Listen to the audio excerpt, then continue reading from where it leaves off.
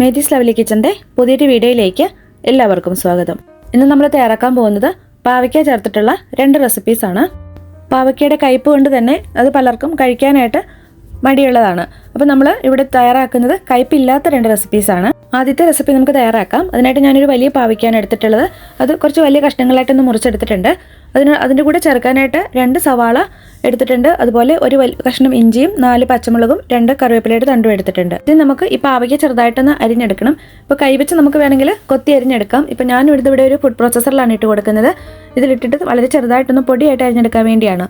ഇനി food processor ഇല്ലെങ്കിൽ നമുക്ക് മിക്സിയുടെ ജാറിലിട്ടിട്ടും ഇതുപോലെ പൊടിയായിട്ട് അരിഞ്ഞെടുക്കാം. പാവയ്ക്ക് ഇപ്പം ഞാനിവിടെ വളരെ പൊടിയായിട്ടൊന്ന് അരിഞ്ഞെടുത്തിട്ടുണ്ട്. ഇനി ഇതൊരു വേറൊരു പാത്രത്തിലേക്കൊന്ന് മാറ്റിയിട്ട് നമ്മൾ വേറെ സവാളയൊക്കെ എടുത്ത് വെച്ചിട്ടുണ്ട് ഇതുപോലെ അരിഞ്ഞെടുക്കാനായിട്ട്. ആ സവാളയും ഒന്ന് ചെറുതായിട്ടൊന്നുകൂടെ ഒന്ന് കട്ട് ചെയ്തിട്ട് ഇതിലേക്ക് ഇട്ട് കൊടുക്കാം. സവാളയും ഇതുപോലെ പൊടിയായിട്ടൊന്ന് അരിഞ്ഞെടുക്കാം. ഇതുപോലെ ഞാൻ സവാളയും ഒന്ന് ചെറുതായിട്ട് അരിഞ്ഞെടുത്തിട്ടുണ്ട്. ഇനി ഇതും നമുക്ക് വേറൊരു പാത്രത്തിലേക്കൊന്ന് മാറ്റി വയ്ക്കാം. ഇനി ഇതിലേക്ക് ചേർക്കാനായിട്ട് 4 പച്ചമുളകും 1 കഷ്ണം ഇഞ്ചിയും ഞാൻ എടുത്തിട്ടുണ്ടായിരുന്നു. അതൊന്ന് ഇതിലേക്ക് ഇട്ടിട്ടൊന്ന് അടിച്ചെടുക്കാം. അതിൻ്റെ കൂടെ ഞാൻ 1 കപ്പ് തേങ്ങ ചിരകിയതും കൂടി ഇട്ടിട്ടുണ്ട്. നമ്മളിപ്പോൾ ഇതിലേക്ക് ചേർക്കാനായിട്ടുള്ള എല്ലാ ഇൻഗ്രീഡിയൻസും ഇവിടെ റെഡിയാക്കി എടുത്തിട്ടുണ്ട്. ഈ പാവയ്ക്ക് ഇത്രയും പൊടിയാക്കി നമ്മൾ അരിഞ്ഞെടുത്തത് കൊണ്ട് തന്നെ അതിൻ്റെ ജ്യൂസ് നമുക്കൊന്ന് പിഴിഞ്ഞ് കളയാനായിട്ട് പറ്റും. ഞാൻ ഈ പാവയ്ക്കയുടെ ജ്യൂസ് ഒന്ന് പിഴിഞ്ഞ് കളയുവാണ്. അങ്ങനെ കളയുമ്പോൾ നമുക്ക് പാവയ്ക്കയുടെ കയ്പ്പ് കുറഞ്ഞ് കിട്ടും. ഇനി നിങ്ങൾക്ക് പാവയ്ക്കയുടെ ജ്യൂസ് കളയാതെ തന്നെ ചെയ്യണമെന്നാണെങ്കിൽ നിങ്ങൾക്ക് അങ്ങനെ തന്നെ തോരൻ വയ്ക്കാം. അത് അപ്പോൾ കയ്പ്പ് കുറയാൻ വേണ്ടിയിട്ടാണ് ഞാനത് പിഴിഞ്ഞ് കളയുന്നത്.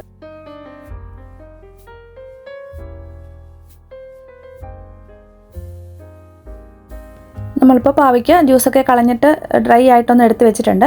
ഇനി ഇതിലേക്ക് നമ്മൾ അരിഞ്ഞു വെച്ചിരിക്കുന്ന സവാള ചേർത്ത് കൊടുക്കാം. സവാളയൊക്കെ ഞാൻ ഇതിലേക്ക് കുറച്ച് കൂടുതൽ ചേർത്തിട്ടുണ്ട്. അത് കുറച്ച് കൂടുതൽ സവാളയും തേങ്ങയൊക്കെ ചേർക്കുമ്പോൾ പാവയ്ക്ക തോരന് നല്ല ടേസ്റ്റ് ആയിരിക്കും. നമ്മൾ അരിഞ്ഞു വെച്ചിരിക്കുന്ന എല്ലാം ഇതിലേക്ക് ചേർത്തിട്ടുണ്ട്. 1/2 ടീസ്പൂൺ മഞ്ഞൾപ്പൊടിയും കൂടി ഇതിലേക്ക് ചേർക്കാം. ഇനി ഇതിലേക്ക് പാകത്തിനുള്ള ഉപ്പും കൂടി ചേർത്ത് കൊടുക്കാം. ഇനി കുറച്ച് കറിവേപ്പിലയും കൂടി ഇട്ടിട്ട് ഇതെല്ലാം കൂടെ കൈകൊണ്ടൊന്ന് തിരുമ്മി യോജിപ്പിച്ചെടുക്കാം.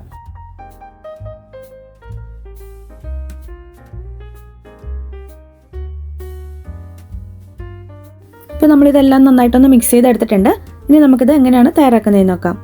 ചൂടായ ഒരു പാനിലേക്ക് ഞാനിവിടെ 2 ടേബിൾ സ്പൂൺ വെളിച്ചെണ്ണ ഒഴിച്ച് കൊടുക്കുന്നുണ്ട്. നമ്മൾ നാടൻ കറികളൊക്കെ തയ്യാറാക്കുമ്പോൾ വെളിച്ചെണ്ണയിൽ തന്നെ തയ്യാറാക്കാനായിട്ട് ശ്രദ്ധിക്കുക. അപ്പം നല്ലൊരു ടേസ്റ്റ് ആയിരിക്കും. എണ്ണ ചൂടായി വരുമ്പോഴേക്കും ഇതിലേക്ക് 1 ടീസ്പൂൺ കടുക് ഇട്ട് കൊടുക്കാം. ഇതിലേക്ക് 1 ടീസ്പൂൺ ഉഴുന്നുപരിപ്പും കൂടെ ഇട്ട് കൊടുക്കുന്നുണ്ട്. ഇതിലേക്ക് 2 വറ്റൽമുളക് മുറിച്ചതും കൂടെ ഇട്ട് കൊടുക്കാം. ഇപ്പോൾ ഉഴുന്നുപരിപ്പും വറ്റൽമുളകും എല്ലാം നന്നായിട്ടൊന്ന് മൂത്ത് വന്നിട്ടുണ്ട്. ഇനി ഇതിലേക്ക് പാവയ്ക്ക ചേർത്ത് കൊടുക്കാം.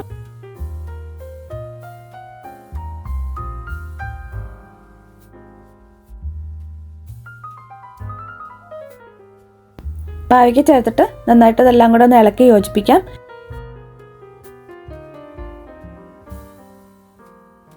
ഇതുപോലെ ഒന്ന് തട്ടിപ്പൊത്തി വെച്ചതിന് ശേഷം ലോ ഫ്ലെയിമിൽ വെച്ചിട്ട് വേവിച്ചെടുക്കാം. അടച്ചു വെച്ച് വേവിക്കാം. 2-3 മിനിറ്റ് കഴിയുമ്പോൾ തുറന്നിട്ട് ഒന്നുകൂടെ ഇളക്കിയിടാം.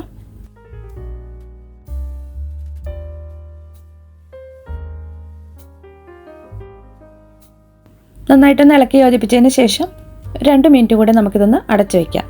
അപ്പോൾ നമ്മളിത് വെച്ചിട്ട് 2 മിനിറ്റ് ആയിട്ടുണ്ട്. ഇനി നമുക്കിത് തുറന്ന് നോക്കാം. ഇപ്പോൾ പാവയ്ക്ക പാകത്തിന് വെന്ത് വന്നിട്ടുണ്ട്. ഇനി ഇതുപോലെ 1 മിനിറ്റ് തുറന്ന് വെച്ചിട്ട് അതിലെ വെള്ളം അല്പം കൂടെ ഒന്ന് വറ്റിച്ച് ഡ്രൈ ആക്കി എടുക്കാം. ഹൈ ഫ്ലെയിമിൽ 1 മിനിറ്റ് വെച്ചാൽ മതി. പെട്ടെന്ന് തന്നെ അത് ഡ്രൈ ആയിട്ട് കിട്ടും.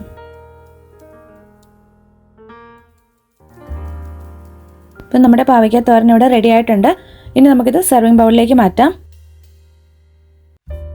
ഇത് കയ്പ്പില്ലാത്ത പാവയ്ക്ക തോരനാണ്. കുട്ടികൾക്ക് പോലും കഴിക്കാനായിട്ട് ഇഷ്ടപ്പെടുന്ന രീതിയിലാണ് നമ്മളിത് തയ്യാറാക്കിയിട്ടുള്ളത്. പാവയ്ക്ക തോരൻ നമ്മളിപ്പോൾ ഒരു സെർവിങ് ബൗളിലേക്ക് മാറ്റിയിട്ടുണ്ട്. ചോറിൻ്റെ കൂടെ കഴിക്കാനായിട്ട് വളരെ നല്ല ടേസ്റ്റി ആയിട്ടുള്ളൊരു റെസിപ്പിയാണ്. നമുക്കിനി പാവയ്ക്ക ചേർത്തിട്ടുള്ള അടുത്തൊരു റെസിപ്പിയിലേക്ക് പോവാം. അടുത്ത റെസിപ്പി തയ്യാറാക്കാനായിട്ട് ഞാനൊരു വലിയ പാവയ്ക്കാണ് എടുത്തിട്ടുള്ളത്. അത് ഇതുപോലെ ഈ ഒരു വലുപ്പത്തിലാണ് മുറിച്ചെടുത്തിട്ടുള്ളത്. ഇതിൻ്റെ കൂടെ ചേർക്കാനായിട്ട് ഞാനിവിടെ കുറച്ച് ചുവന്നുള്ളി എടുത്തിട്ടുണ്ട്. ഞാനിവിടെ ഒരു 30ഓളം ചുവന്നുള്ളിയാണ് നടുകെ ഒന്ന് കട്ട് ചെയ്തിട്ട് എടുത്തിട്ടുള്ളത്. അതുപോലെ തന്നെ ഒരു തേങ്ങയുടെ പകുതി എടുത്തിട്ട് അതിൻ്റെയും പകുതി തേങ്ങ കൊത്ത് എടുത്ത് വെച്ചിട്ടുണ്ട്. അതുപോലെ 1 കപ്പ് തേങ്ങ ചിരകിയതും കൂടെ എടുത്തിട്ടുണ്ട്. ഇത് കൂടാതെ കുറച്ച് കറിവേപ്പിലയും ഒരു നാരങ്ങയുടെ വലുപ്പത്തിലുള്ള പുളിയും 1 ടേബിൾ സ്പൂൺ ശർക്കര ചീകിയതും കൂടെയാണ് എടുത്തിട്ടുള്ളത്. ഈ പുളി ഒരു ബൗളിലേക്ക് ഇട്ടിട്ട് അതിലേക്ക് ഒരല്പം വെള്ളം ഒഴിച്ചിട്ടൊന്ന് സോക്ക് ചെയ്യാനായിട്ട് മാറ്റി വയ്ക്കാം. ആദ്യം നമുക്ക് തേങ്ങ ഒന്ന് വറുത്തെടുക്കണം. അതിനായിട്ട് ഞാനിവിടെ ചൂടായ പാനിലേക്ക് 1 ടേബിൾ സ്പൂൺ വെളിച്ചെണ്ണ ഒഴിച്ച് കൊടുത്തിട്ടുണ്ട്. ഇതിലേക്ക് നമുക്ക് തേങ്ങ ഇട്ട് കൊടുക്കാം. തേങ്ങ നമുക്ക് നല്ല ബ്രൗൺ കളറായിട്ട് വേണം വറുത്തെടുക്കാനായിട്ട്. തേങ്ങ കരിഞ്ഞു പോകാതെ ലോ ടു മീഡിയം ഫ്ലെയിമിൽ വെച്ചിട്ട് വേണം വറുത്തെടുക്കാൻ. ഇത് തേങ്ങയിലേക്ക് അല്പം കറിവേപ്പിലയും 2-3 ചുവന്നുള്ളിയും കൂടി ചേർത്ത് കൊടുക്കാം. ഇപ്പോൾ തേങ്ങ ഒന്ന് ബ്രൗൺ കളറായി വരുന്നുണ്ട്. ഇതിലേക്ക് പൊടികൾ ചേർത്ത് കൊടുക്കാം. 1/2 ടീസ്പൂൺ മഞ്ഞൾപ്പൊടി ചേർക്കാം.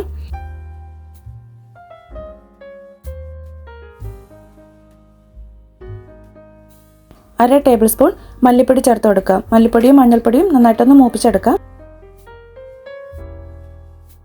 ഇനി ഇതിലേക്ക് മുളക് പൊടി ചേർക്കാം.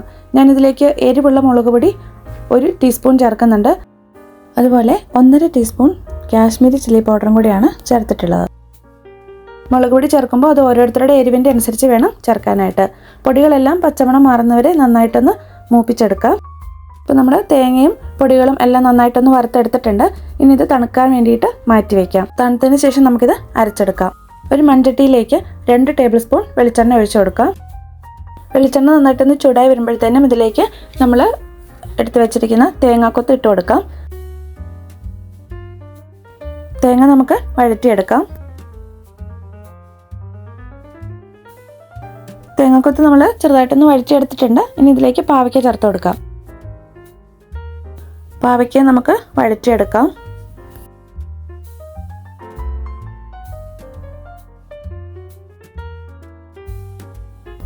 പാവയ്ക്കയും ഒന്ന് വാടി വന്നിട്ടുണ്ട്. ഇനി ഇതിലേക്ക് നമ്മൾ എടുത്തു വെച്ചിരിക്കുന്ന ചുവന്നുള്ളിയും കൂടി ചേർത്ത് കൊടുക്കാം. ഇനി ഇത് 3ഉം കൂടെ നന്നായിട്ട് വഴറ്റിയെടുക്കാം.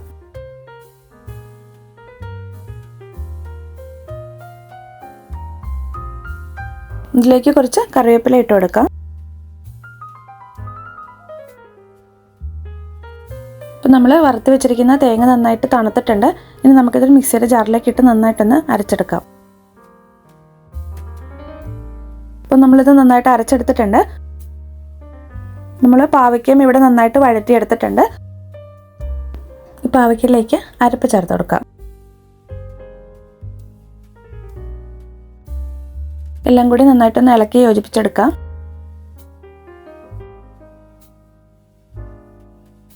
മിക്സിയുടെ ജാറിലേക്ക് അല്പം വെള്ളം കൂടെ ഒഴിച്ചിട്ട് അതും കൂടെ ഇതിലേക്ക് ചേർക്കാം.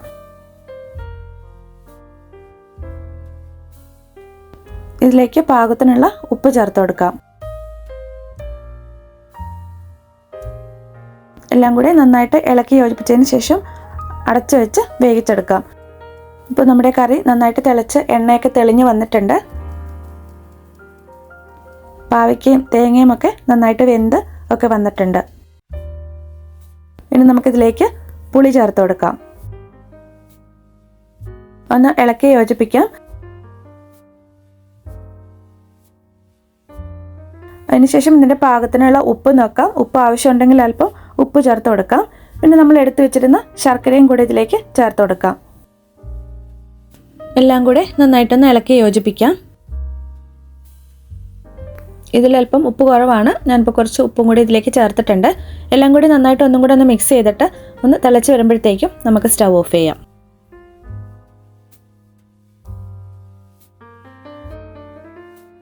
ഒരു മിനിറ്റ് ഒന്ന് അടച്ചു വയ്ക്കാം.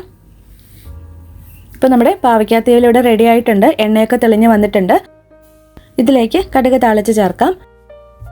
കടുക്കയിലേക്ക് 1 ടേബിൾ സ്പൂൺ വെളിച്ചെണ്ണ ഒഴിച്ചിട്ട് ഒന്ന് ചൂടായി വന്നപ്പോഴത്തേക്കും അതിലേക്ക് 1 ടീസ്പൂൺ കടുകിട്ട് പൊട്ടിച്ചിട്ടുണ്ട്. ഇതിലേക്ക് വറ്റൽമുളക് മുറിച്ചതും കറിവേപ്പിലയും കൂടി ഇട്ടൊന്ന് മൂപ്പിച്ചെടുക്കാം. ഇനി ഇത് നമുക്ക് കറിയിലേക്ക് ചേർത്ത് കൊടുക്കാം. നമ്മുടെ പാവയ്ക്ക തീയൽ ഇപ്പോൾ നമ്മളിവിടെ തയ്യാറാക്കിയിട്ടുണ്ട്. ചോറുണ്ണാനായിട്ട് ഈ ഒരു കറി മാത്രം മതി. കയ്പൊന്നും അധികമില്ലാത്ത നല്ല ടേസ്റ്റി ആയിട്ടുള്ളൊരു പാവയ്ക്ക തീയലാണ്. പാവയ്ക്ക ചേർത്തുള്ള ഇന്നത്തെ 2 റെസിപ്പീസ് നിങ്ങൾക്ക് ഇഷ്ടമായെന്ന് വിചാരിക്കുന്നു. വീഡിയോ ഇഷ്ടമായെങ്കിൽ നിങ്ങളുടെ കമൻസൊക്കെ ഒന്ന് അറിയിക്കുക. നിങ്ങളുടെ ഫ്രണ്ട്സിനൊക്കെ ഷെയർ ചെയ്ത് കൊടുക്കുക. പുതിയൊരു വീഡിയോയുമായി നമുക്ക് വീണ്ടും കാണാം.